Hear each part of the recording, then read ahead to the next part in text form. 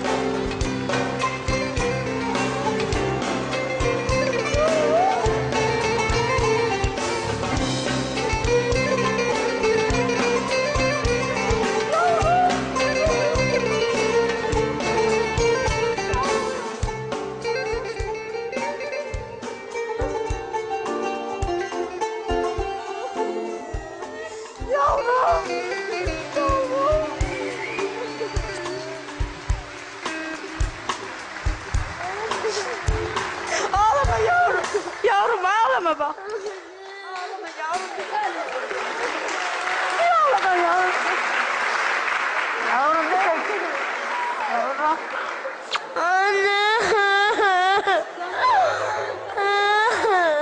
Evet, biz sizi şöyle isterseniz koltuğumuza alalım. Birazcık hasret giderin anneciğim.